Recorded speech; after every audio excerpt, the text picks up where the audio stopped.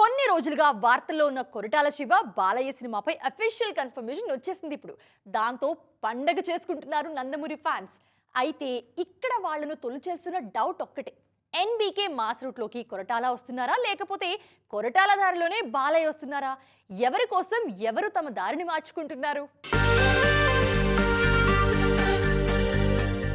అఖండ 2 flop తర్వాత next సినిమాల విషయంలో ఫోకస్ పెంచేశారు బాలయ్య. ప్రస్తుతమైన గోపీచంద్ మలినేని దర్శకత్వంలో సినిమా చేస్తున్నారు. ఇప్పటికి 3 షెడ్యూల్స్ కూడా పూర్తయ్యాయి. ఆగస్టులోపు ఈ చిత్ర షూటింగ్ పూర్తి కానుంది. ఈలోపే కొరటాల సినిమా కూడా పట్టాలెక్కించాలని చూస్తున్నారు నటసింహం. దేవర 2 అనుకున్న దానికంటే ఇంకా ఆలస్యమయ్యేలా ఉండడంతో బాలయ్య దగ్గరికి వచ్చేశారు కొరటాల. ఈ సినిమా లాక్ అవ్వడంతో దేవర 2 ఉంటుందనే నమ్మకం అభిమానుల్లో తగ్గిపోతుంది. ఇదిలా ఉంటే బాలయ్య కోసం పవర్ఫుల్ లైన్ రెడీ చేశారు కొరటాల. కొన్నాళ్లుగా ఈయనకు బ్యాడ్ టైం నడుస్తుంది. అందుకే తనకు కలిసొచ్చిన మెసేజ్ ఓరియంటెడ్ కథల వైపు వెళ్తున్నారు కొరటాల. మిర్చితో కెరీర్ మొదలుపెట్టిన కొరటాల సందేశాలు ఇచ్చినన్ని రోజులు హిట్లు కొట్టారు.